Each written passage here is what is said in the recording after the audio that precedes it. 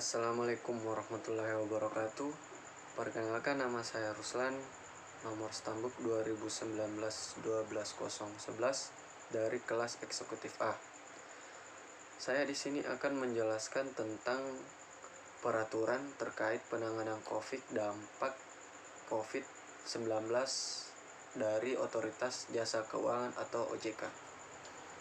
Baiklah, kita akan mulai masuk di pembahasan, yaitu OJK mengeluarkan 5 peraturan OJK, yaitu POJK sebagai tindak lanjut kewenangan OJK dalam pelaksanaan Perpu nomor 1/2020 tentang kebijakan keuangan negara dan stabilitas keuangan untuk penanganan pandemi coronavirus Desains 2019 atau COVID-19 dan atau dalam rangka menghadapi ancaman yang membahayakan perekonomian nasional dan stabilitas sistem keuangan.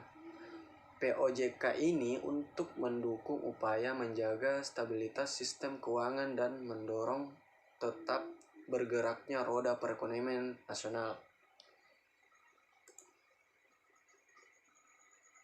Ke-1, POJK nomor 14/POJK 05/2020 tentang kebijakan countercyclical dampak penyebaran coronavirus Desains 2019 bagi lembaga jasa keuangan non-bank,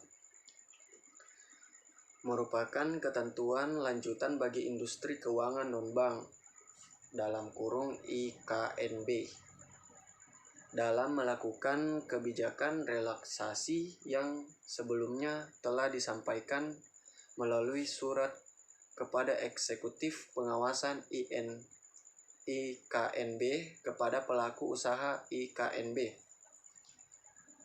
POJK COVID-19 IKNB antara lain memuat ketentuan mengenai pemberian restrukturisasi pembiayaan bagi debitur yang terkena dampak COVID-19 dan berbagai ketentuan lain seperti 1. Batas waktu penyampaian laporan berkala. 2. Pelaksanaan penilaian kemampuan dan kepatutan. 3. Penetapan kualitas aset berupa pembiayaan dan restrukturisasi pembiayaan. 4.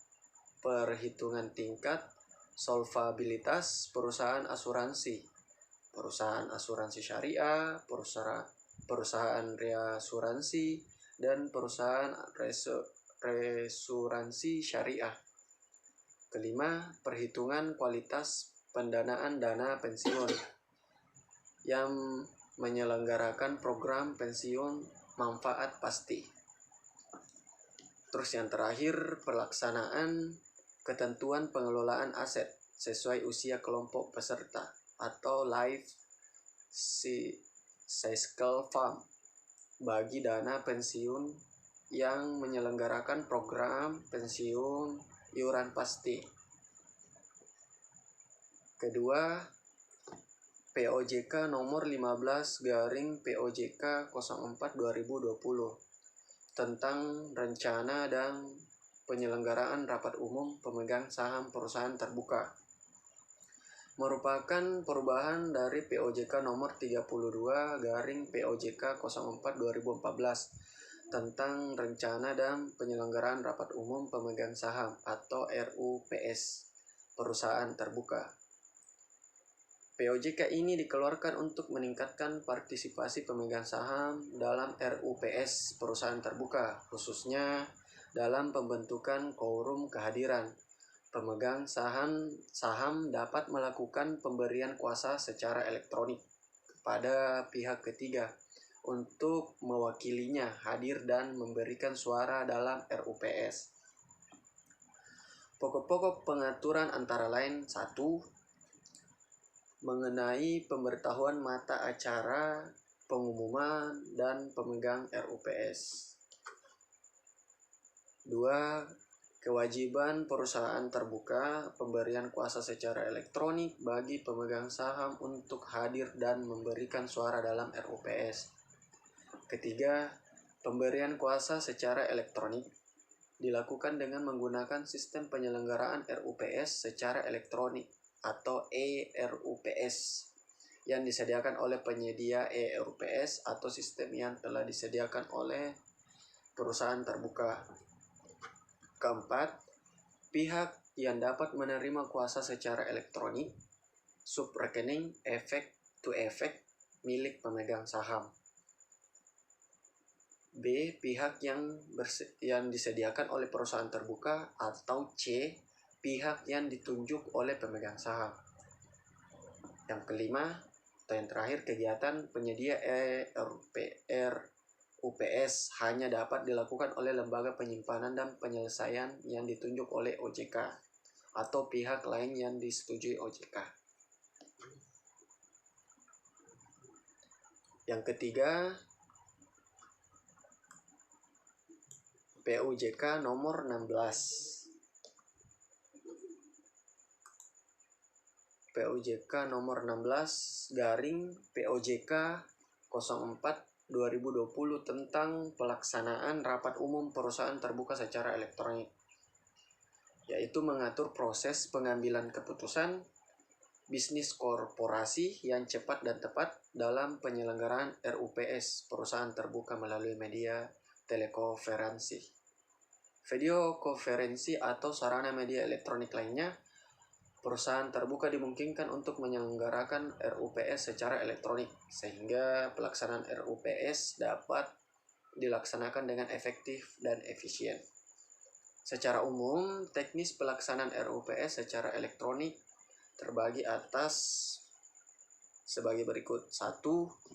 Tetap mewajibkan RUPS fisik secara terbatas, minimal pimpinan RUPS 1 anggota direksi dan atau 1 anggota dewan komisaris dan profesi penunjang.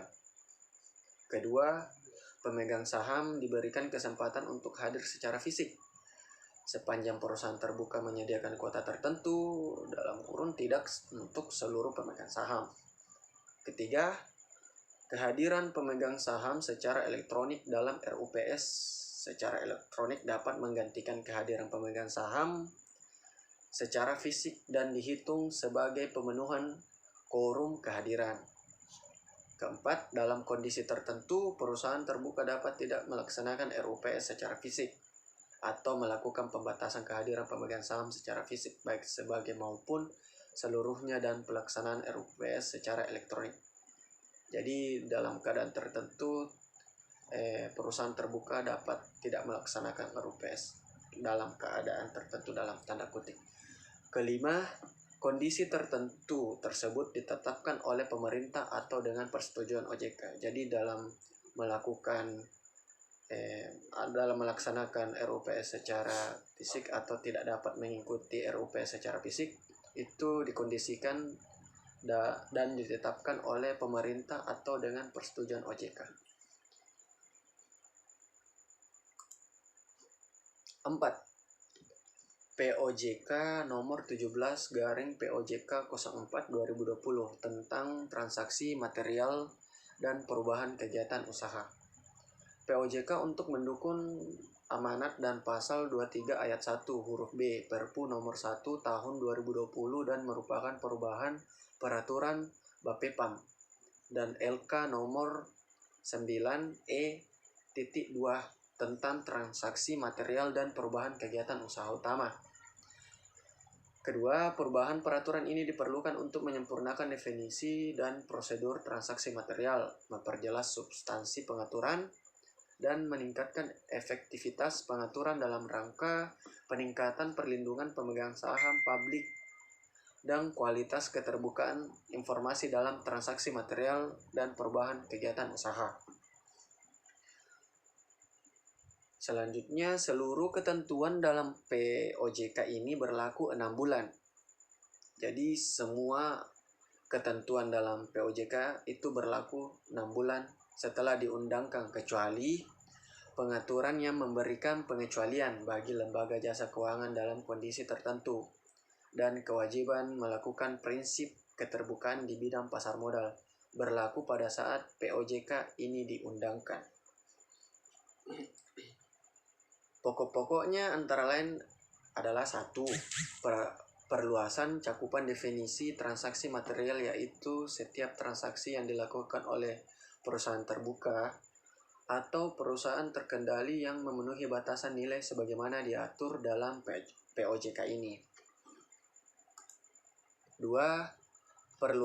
Perluasan batasan nilai transaksi material.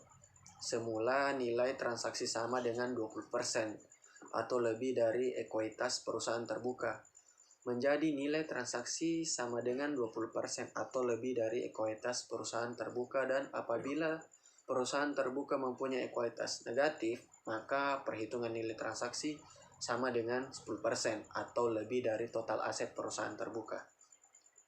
Ketiga, penyempurnaan lingkup transaksi material sehingga mencakup antara lain: A. Transaksi material yang mengganggu kelangsungan usaha. B. Transaksi rekruturisasi BUMN. C. Transaksi yang dilakukan oleh lembaga jasa keuangan dalam kondisi tertentu. D. Dilusi yang nilainya material. E. Pengaturan dalam POJK memberikan pengecualian bagi lembaga jasa keuangan yang melakukan transaksi material, dikecualikan dari kewajiban melakukan keterbukaan informasi kepada publik, namun tidak wajib lapor ke OJK.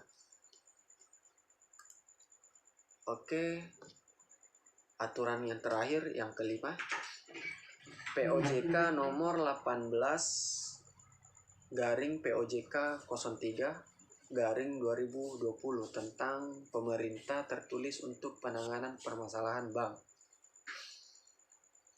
Yaitu POJK ini mengutamakan OJK untuk mengambil langkah-langkah yang diperlukan untuk menjadi stabilitas sistem keuangan, khususnya di sektor perbankan, di tengah ancaman pelemahan ekonomi sebagai dampak penyebaran pandemik virus COVID-19. POJK ini secara umum terdiri dari 1. Ruang lingkup pengaturan berlaku bagi bank yang bank umum konvensional atau BUK, bank umum syariah BUS, dan bank perkreditan rakyat BPR, bank pembiayaan rakyat syariah BPRS, dan kantor cabang dari bank yang berkedudukan di luar negeri. 2. Kewenangan OJK memberikan perintah tertulis kepada bank untuk: A. Melakukan penggabungan, peleburan, pengembalian, dan atau integrasi, dan atau B. Menerima penggabungan, peleburan, pengembalian, dan atau integrasi. Ketiga, pemerintah tertulis diberikan kepada bank yang memenuhi kriteria berdasarkan penilaian OJK. 4. Kewajiban kepada bank yang diberikan perintah tertulis untuk menyusun rencana tindak serta melaksanakan dan menjaga kelancaran proses penggabungan, peleburan, pengembalian, atau integrasi sesuai dengan rencana yang ditindak. Kelima, dalam melaksanakan perintah tertulis oleh bank untuk melakukan maupun menerima penggabungan, peleburan, pengembalian, dan integrasi, terdapat bagian antara lain: A. Terdapat beberapa penyusunan terhadap proses penggabungan, peleburan, pengembalian, atau integrasi. B. Bagi BUK atau BUS berdasarkan persetujuan OJK dapat dikecualikan dari ketentuan mengenai kepemilikan tunggal pada perbankan Indonesia, kepemilikan saham bank umum, atau batas waktu pemenuhan modal limit inti minimum. C. Bagi BPR atau BPRS, jaringan kantor tetap dapat dipertahankan sesuai dengan wilayah jaringan kantor BPR atau BPRS yang berdiri. Oke, mungkin itu saja informasi lengkap mengenai POJK. Jika ingin menggali lebih dalam lagi, kunjungi website www_ojk_go_id.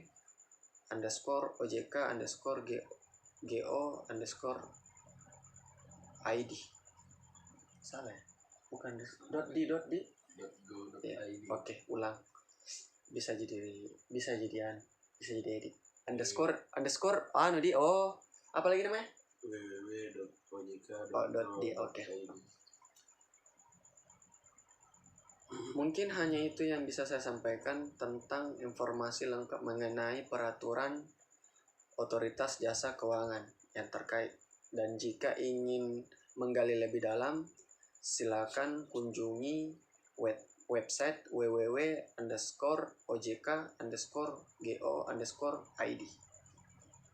Saya Ruslan dari mahasiswa STEM Bongaya. Oke, baik. Hanya itu yang bisa saya sampaikan mengenai peraturan Otoritas Jasa Keuangan, khususnya dalam kondisi pandemi COVID-19. Jika ingin menggali lebih dalam, silakan kunjungi website www.ojk.go.id.